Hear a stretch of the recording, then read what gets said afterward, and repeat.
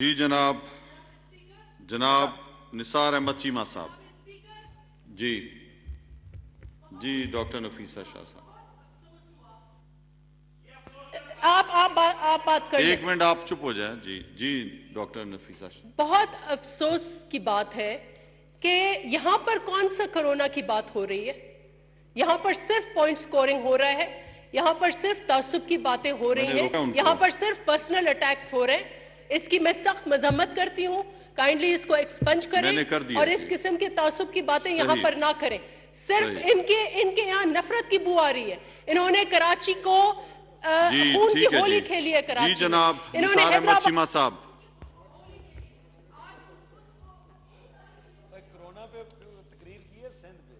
जी बहुत शुक्रिया जनाब स्पीकर। कोरोना की वबा चूँकि एक कौमी मसला है, इस हवाले से मैं ये समझता हूँ कि इस पे पॉलिटिकल पॉइंट स्कोरिंग नहीं होनी चाहिए, ना ही इस पे कोई इख्तलाफ बुराई इख्तलाफ की बात है, ना तनकीद बुराई तनकीद होनी चाहिए।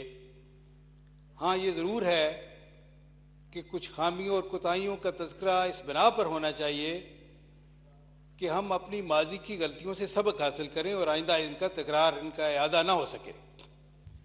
इस हवाले से मैं 4 उन बुनियादी खामियों की, कोताहियों की निशानदेही करना चाहूँगा, और मकसद सिर्फ ये है कि आइंदा इनका इआदा ना हो सके और हम इन गलतियों से सबक हासिल करें।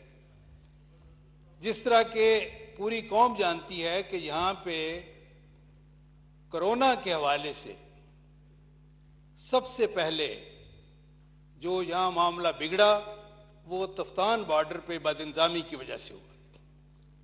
जब शुरू में पहला गिरोह आया बेचारे ज़ायरीन का, और जिस तरह उनको बगैर किसी स्क्रीनिंग के आगे भेज दिया गया, उसके बाद तकरीबन 6000 ज़ायरीन आए और उनको बगैर क्वारंटीन की रिक्वायरमेंट्स पूरी किए बगैर रखा गया, भेड़ बकरियों की तरह रखा गया। चंद केसेस थे जो मल्टीप्लाई होते गए। ये बात सही है कि तफ्तान एक छोटा सा कस्बा है, छोटा सा गांव है, वहाँ सारी फैसिलिटीज़ नहीं थी, लेकिन क्या ये मुमकिन नहीं था कि उनको सेफ ट्रांसपोर्टेशन के ज़रिए कोयटा में और इर्द गिर्द के शहरों में मुख्तलिफ होटलों में, होटलों के कमरे जो है वो खाली करवाए जाते, होटल खाली करवाए जाते, जिस तरह गिलगित बल्तिस्तान ने किया। हम तालीमी इदारे खाली करवाते, हम उन लोगों को क्वारंटीन की सारी रिक्वायरमेंट्स पूरी किए बगैर आगे ना जाने देते, और फिर जब उनको आगे भेजा गया उनके आबाई इलाकों में, तो फिर भी स्क्रीनिंग की फैसिलिटीज़ के बगैर, उनके टेस्ट किए बगैर उनको भेजा गया। और जहाँ भी वो गए, सिंध में गए, जनूबी पंजाब में गए, गिलगित बल्तिस्तान में गए, वहाँ केसेस का बढ़ना बिल्कुल फितरी बात थी। दूसरी जो कोताही हुई जनाब स्पीकर, वो शुरू में जब बाहर के मुल्कों से, ख़ास तौर पर इटली और स्पेन से हमारे लोग आए हैं बाई एयर, तो एयरपोर्ट्स पे इफेक्टिव स्क्रीनिंग का इंतजाम नहीं था। क्या सिर्फ टेम्परेचर देखना स्क्रीनिंग है?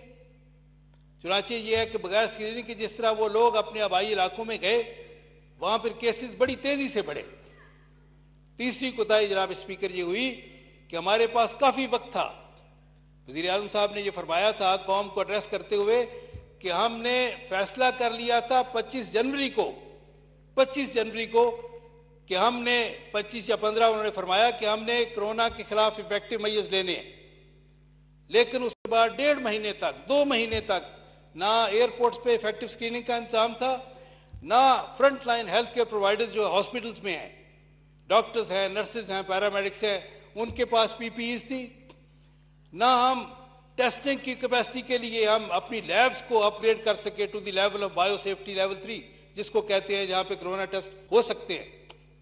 और अंदाज़ा करें कि जब पहला केस आया है 26 फरवरी को, उसके बाद 1.5 महीने तक पंजाब में सिर्फ एक इदारा था, और वो था एड्स कंट्रोल प्रोग्राम की लैब थी, जो कि शहबाज शरीफ के दौर में बनी थी। सिर्फ वहाँ पे पब्लिक सेक्टर में टेस्ट हो रहे थे, और उसके बाद तकरीबन कोई हमें 1.5-2 महीने लगे हैं अपनी लैब्स को, जो उस दौर में मुस्लिम लीग नून के दौर में बनी थी हेपेटाइटिस कंट्रोल प्रोग्राम के तहत, उनको हम अपग्रेड कर सकते, जो कि सिर्फ एक हफ्ते का मसला था। ये एक बहुत बड़ी कोताही थी जनाब स्पीकर। इसके अलावा हमने ये कोताही की कि जब सिंध गवर्नमेंट ने बहुत बर वक्त लॉकडाउन किया, जब तालीमी इदारे बंद किए, जब आइसोलेशन सेंटर काम किए, जब गिलगित बल्तिस्तान ने ये सारे काम किए, हम इनको फॉलो ना किया। हमने आज़ाद कश्मीर गवर्नमेंट ने भी किया, लेकिन यह है कि हम बजाय इसके कि उनको अप्रिशिएट करते, उनको फॉलो करते, हम उन पर तनकीद करते रहे। वज़ीर आज़म का और फेडरल गवर्नमेंट का काम तो कायदाना होता है, उनका किरदार कायदाना होता है, लेकिन बदकिस्मती से यहां हमने सिर्फ नाकिदाना किरदार देखा। बात क्या है, मैं ये नहीं कहता कि हुकूमत की कोई बदरीती थी, बदरीती नहीं थी। कोई हुकूमत नहीं चाहती कि उसके दौर में कोई वबा आए और वो फैलती रहे, बढ़ती रहे। हर हुकूमत चाहती है कि वबा जो है वो जल्द अज जल्द in the shortest possible time उस पर कंट्रोल किया जा सके। बदरीती नहीं है, लेकिन नाअहली और बदइंसामी है। ऐसी वबा, ऐसा चैलेंज जब दरपेश होता है तो रिक्वायरमेंट्स क्या होती हैं इससे निपटने के लिए? वो होती है कि विजन हो, पॉलिटिकल विल हो, डिटर्मिनेशन हो और कैपेसिटी हो। बदकिस्मती से ये सारी चीजें जो हैं इनका फुकदान नजर आया। विजन और कैपेसिटी की हालत ये है कि जब एक लंबी, एक लेंथी, बड़ी एक्सटेंसिव किस्म की कॉम्प्रिहेंसिव ब्रीफिंग दी जाती है पंजाब के वज़ीर आला को, तो उसका एक ही सवाल होता है, आपने सुना होगा, और एक लतीफ़ा बना हुआ है कि उन्होंने कहा जी कोरोना काटता कैसे। और केपी के जो चीफ मिनिस्टर हैं उनके बारे में आपको पता है कि अजीब लतीफ़ा बना हुआ है। उन्होंने कहा कि कोरोना के मरीजों को घबराना नहीं चाहिए, आप फिक्र न करें, हम कतरीना का इंतजाम कर रहे हैं। एक मुहिम्मा है समझने का, ना समझाने का। अजीब तमाशा है।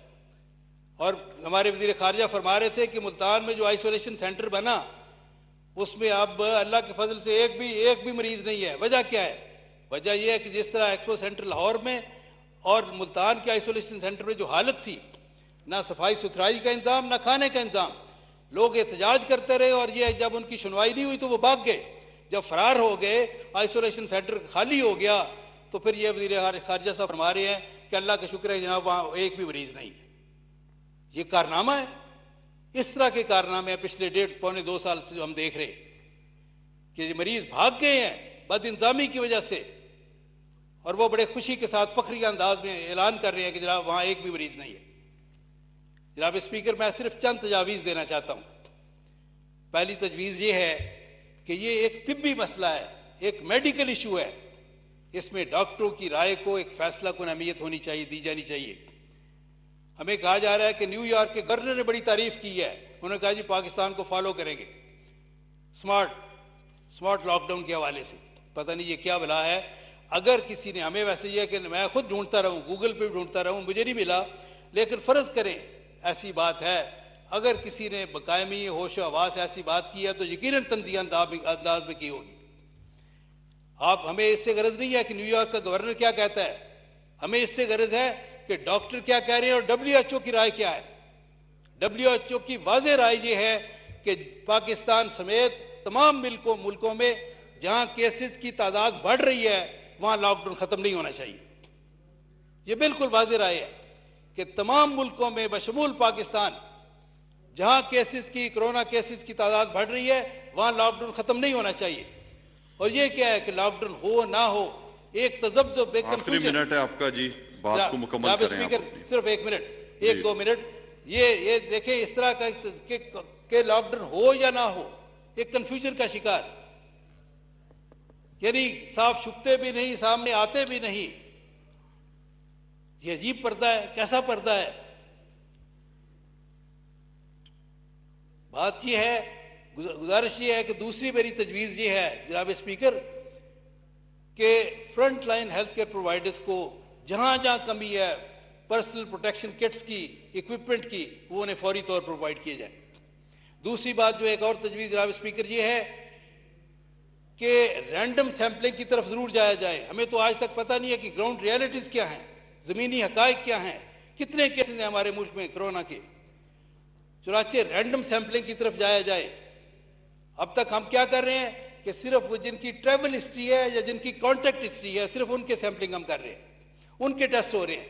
रैंडम सैम्पलिंग की तरफ जाएं ताकि हमें हकीकी सूरत हाल का पता चले।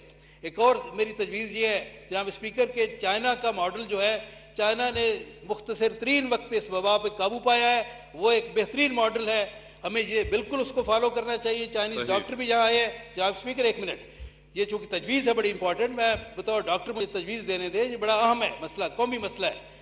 चाइना से जो डॉक्टर आए हैं वो अगरचे कुछ लोगों की उन्होंने ट्रेनिंग की है, लेकिन ये इंतज़ाम किया जाए पाकिस्तानी गवर्नमेंट की तरफ से कि वीडियो लिंक के ज़रिए वो इस तरह के ट्रेनिंग सेशन मुनक़द करें, मैपिंग के हवाले से, सर्वेलेंस के हवाले से, केस ट्रेसिंग के हवाले से, केस मैनेजमेंट के हवाले से, जिसमें हमारे डिविजनल अस्पतालों के लोग, डिस्ट्रिक्ट हॉस्पिटल्स के लोग, टीचिंग अस्पतालों के लोग, जो कंसर्न स्टाफ है वो इससे फैज़याब हो। और एक और तजवीज़ जो है जनाब स्पीकर वो ये है कि इस वक्त ज़रूरत इस बात की है कि कौम को साथ लिया जाए, कौम के नुमाइंदों को एतमाद में लिया जाए, अपोजिशन को एतमाद में लिया जाए। आपने किसी मसले पे कभी एतमाद में नहीं लिया, ना कश्मीर के मसले पे, ना किसी और मसले पे, कोरोना के मसले पे बहुत शुक्रिया जी, एतमाद में बहुत ले, शुक्रिया। अपने लोगों पे भी एतमाद करें, बाहर से इम्पोर्ट ना करें। आपके पास बड़े काबिल डॉक्टर मौजूद हैं, सही। उनको क्यों नहीं वजारत सेहत आप सौंपते? और ये ना हो, आखिरी बात जनाब स्पीकर, आखिरी बात ये है कि ऐसा ना हो आप अपना एहतसाब करें, अपनी कमजोरियों पे काबू पाएं। ऐसा ना हो कि आने वाला मौरख लिखे कि कोरोना बहुत बड़ी वबा थी, लेकिन उस वक्त के हुक्मरान जो थे वो तो उससे भी बड़ा अजाब था। सही जी, बहुत शुक्रिया जी।